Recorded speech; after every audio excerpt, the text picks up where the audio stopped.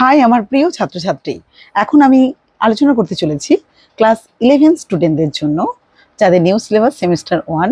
তোমরা syllabus already ইংলিশে জানো, তো এখন আমি অ্যান অ্যাস্ট্রোলজার্স ডে যে তোমাদের সিলেবাসে যে গল্পটা রয়েছে সেটার একটা সামারি আমি বাংলায় তোমাদের করে দিচ্ছি, তোমাদের অনেকেরই সুবিধা হবে। দেখো, অ্যান অ্যাস্ট্রোলজার্স ডে এটি লিখেছেন আর কে নারায়ণ। কে লিখেছেন? আর কে নারায়ণ। তো অ্যান অ্যাস্ট্রোলজার্স ডে এটি কোথা থেকে নেওয়া হয়েছে বলো তো? না, আর কে নারায়ণের মালগুড়ি ডেজ গল্প সংকলন থেকে নেওয়া হয়েছে। তো এই গল্পটি স্বাধীনতার পূর্ব ভারতে একটা ছোট্ট শহরকে কেন্দ্র করে, ঠিক আছে, রচিত হয়েছে। গল্পের মুখ্য চরিত্র একজন জ্যোতিষী। তো সে জ্যোতিষী অ্যাকচুয়ালি সে জ্যোতিষী নয়, সে জ্যোতিষী হওয়ার ভান করে, কিন্তু আসলে সে একজন মানে অপরাধী। কেন অপরাধী? কারণ পূর্বে মানে অনেক দিন আগে একজনকে ছুরি মেরে আর সে একটা কুয়োর মধ্যে তাকে ঠেলে ফেলে দিয়েছিল। তো সেই কারণে সে একজন বিশাল বড় একজন অপরাধী। তো তার যে শিকারকে মৃত ধরে নিয়েছিল, অর্থাৎ তাকে যে কুয়োর মধ্যে ঠেলে ফেলে দিয়েছিল তাকে মৃতভাবে ধরে নিয়েছিল, এবং সেই সেই মানে শাস্তির ভয়ে, অর্থাৎ একজনকে এইভাবে মার্ডার করে দিয়েছে, তো সেই ভয়ে গ্রাম ছেড়ে পালিয়ে যায়। তারপর তার জীবিকার জন্য সে কি করে? ওই জ্যোতিষীর পেশাটাই অবলম্বন করে। তো প্রত্যেক দিন সে মানে কি বলবো, সে তো জ্যোতিষ সম্বন্ধে তার কোনো আইডিয়া নেই, তার কোনো ধ্যান ধারণাও অতটা নেই, লোককে ঠকিয়ে আর কি ইনকাম করা বলতে পারো। যে ধান্দা শুরু করে ধর্মীয় পোশাক পরে আর জ্যোতিষশাস্ত্র সংক্রান্ত উপকরণ নিয়ে সে বিভিন্ন সমস্ত যে খদ্দের মক্কেলদের কাছে আরো বিশ্বাসযোগ্য হওয়ার চেষ্টা করে। তো এইভাবে মক্কেলদের খোঁজে তার সন্ধানী দৃষ্টিকে বুদ্ধিমত্তা আর অসাধারণ অন্তর্দৃষ্টি বলেও ভুল করা হয়। কিন্তু তার তো জ্যোতিষশাস্ত্র সম্বন্ধে কিছু ধারণা নেই, সে লোকজনকে কিন্তু ভালো বোঝাতে পারে, এবং তার যে সমস্ত মক্কেলরা বা খদ্দেররা থাকে তার সমস্যা বুঝতে তার মাত্র 5 মিনিট সময় লাগে। তো এখানে মানুষ প্রকৃতির কিছু অন্ধকার দিককে উন্মোচিত করেছেন, যেমন ভণ্ডামি, ধূর্ততা, অর্থাৎ সে তো অ্যাকচুয়ালি তো জ্যোতিষী নয়, কিন্তু সে মানুষকে এইভাবে ঠকিয়ে এই পেশাটাকেই সে জীবনে জীবিকা অর্জনের উপায় হিসেবে ভেবে নিয়েছে। তো তো একদিন কি হয় না, জ্যোতিষী লক্ষ্য করে তার সামনে একজন দাঁড়িয়ে রয়েছে আগন্তুক।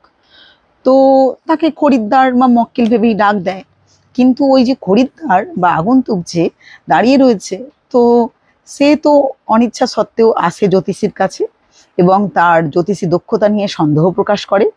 যাই হোক, একটা চ্যালেঞ্জও হয়, উভয়ের মধ্যে একটা দর কষাকষিও চলে। কিন্তু এরই মধ্যে জ্যোতিষী লক্ষ্য করে যে আগন্তুক তার সাথে এই নিয়ে তর্ক বিতর্ক করছে বা দাঁড়িয়ে রয়েছে, সে আসলে কেউ নয়, সে হচ্ছে ওই মানুষটা যাকে একদিন মেরে ওই কুয়োতে ফেলে দিয়েছে।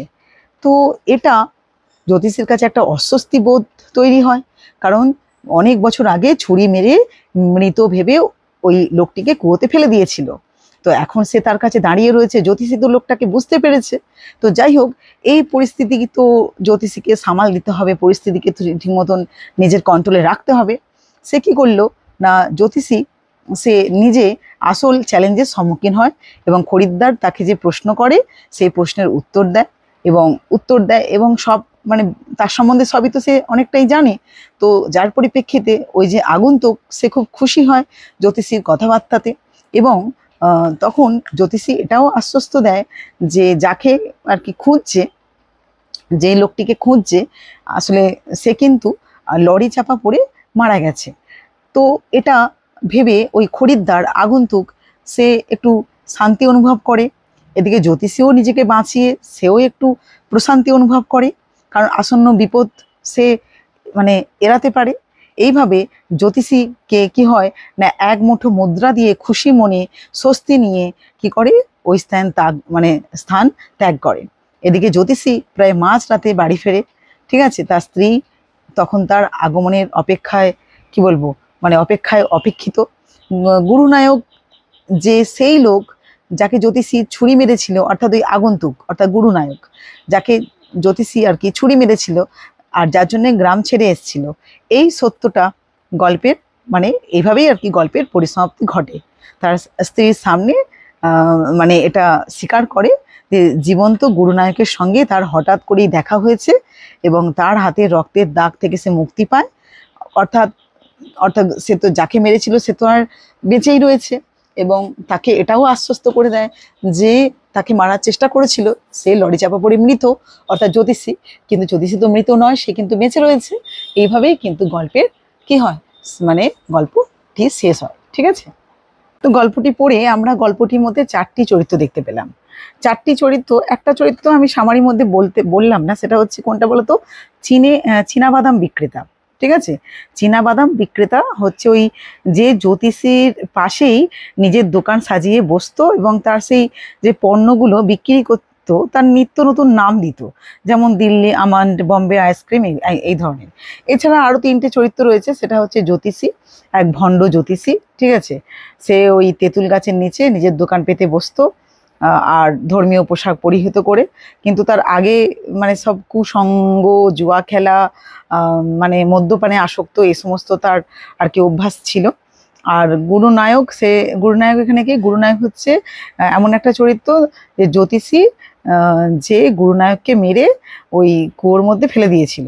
ঠিক আছে, অর্থাৎ জ্যোতিষীটির পূর্বকালের শত্রু। ঠিক আছে, এবং তো দুটো চরিত্র। আর একটা চরিত্র আমরা পাই, সেটা হচ্ছে জ্যোতিষীর স্ত্রী, একদম গল্পের শেষ প্রান্তে আমরা পাই। তারও নাম নেই, নামহীন চরিত্র, মানে জ্যোতিষীরও যেমন কোনো নাম নেই, তেমন তার স্ত্রী, তারও নাম নেই, সাধারণ একজন মানে বধূ। তো এইভাবে আমরা 4টে চরিত্র পাই, একটা হচ্ছে জ্যোতিষী, একটা হচ্ছে গুরুনায়ক, আর একটা জ্যোতিষীর স্ত্রী, আর একটা হচ্ছে চীনাবাদাম বিক্রেতা। আর এই গল্পটি কোথা থেকে নেওয়া হয়েছে, গল্পটি নেওয়া হয়েছে মালগুড়ি ডেজ গল্প সংকলন থেকে নেওয়া হয়েছে। ঠিক আছে, তো আশা করি তোমরা গল্পটা বুঝতে পেরেছো, আশা করি তোমাদের অনেক কাজে লাগবে। তো আমি চেষ্টা করব তোমাদের এমসিকিউ নিয়ে আলোচনা করতে। তো তোমরা প্লিজ কমেন্ট করো, তোমরা প্লিজ সাবস্ক্রাইব করো, শেয়ার করো। ঠিক আছে, সবাই খুব ভালো থেকো, টাটা।